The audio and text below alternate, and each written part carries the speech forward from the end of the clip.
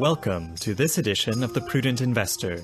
In this issue, we'll be looking at financial markets around the world and how they fared during the third quarter of 2017, as well as the impacts on a globally diversified portfolio on an annual basis.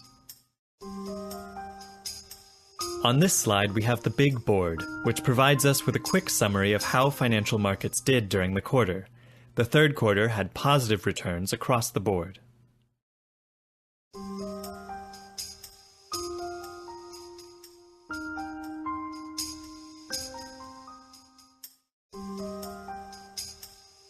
We call this slide the noise meter. Here you will find the headlines of the day from the third quarter of 2017, which most people spend their time worrying about. In general, there was good news for the period, which resulted in strong returns for the quarter.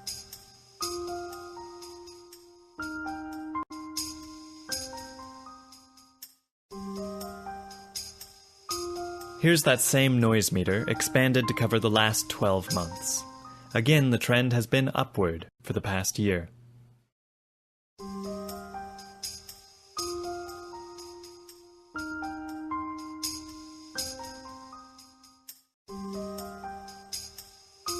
Here is a closer look at world asset classes. Looking at broad market indices as proxies, emerging markets outperformed developed markets, including the US, during the quarter. The value effect was positive in non-US developed markets, but negative in the US and emerging markets. Small caps outperformed large caps in US and non-US developed markets, but underperformed in emerging markets.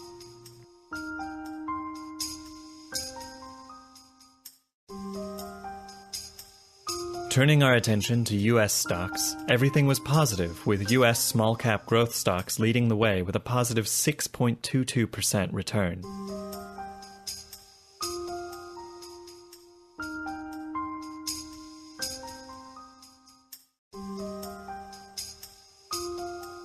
On this slide, we take a closer look at foreign developed markets. Overall, small caps outperformed large caps in non-US developed markets.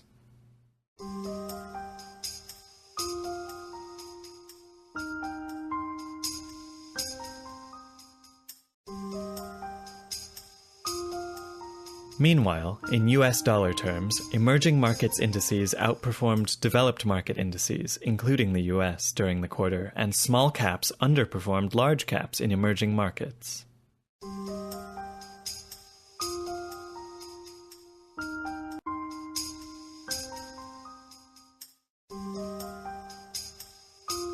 This slide provides you with an excellent overview of individual equity markets around the world.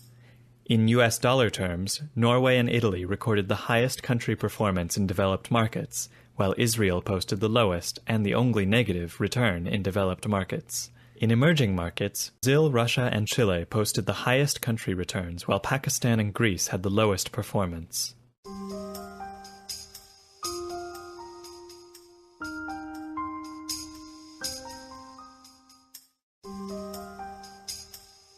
Looking at how select foreign currencies fared, we see that currency performance was mixed in both developed and emerging markets. Among developed markets currencies, the Norwegian krone appreciated by 5%, while the Israeli shekel and the New Zealand dollar depreciated by approximately 1%.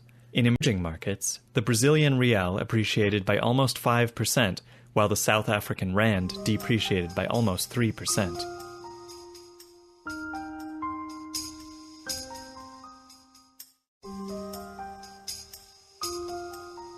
On this page, we have a review of real estate during the quarter. This quarter, US and non-US REITs had positive performance of 0.38% and 2.19% respectively.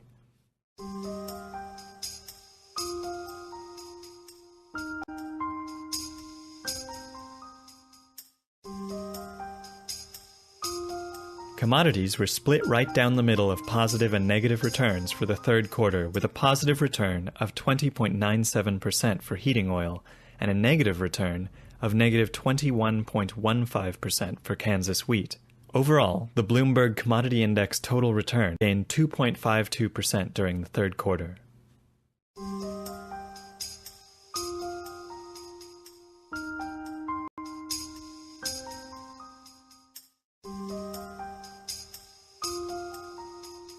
On this slide, we can see that interest rates across the US fixed income markets increased during the third quarter, which means that the price of those bonds decreased.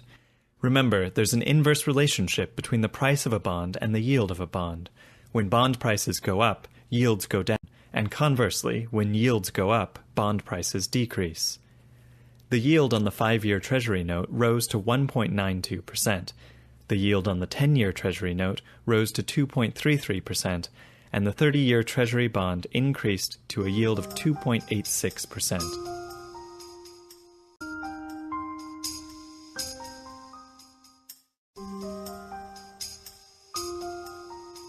On this page, we see the hypothetical results of various portfolio allocation mixtures over longer periods of time. The third quarter was positive for stocks, and as one would expect, an investor who had more money in equities experienced better returns than a portfolio with less equities. For the quarter, a portfolio consisting of 100% stocks returned 5.31%, raising the total to 17.75% for the year.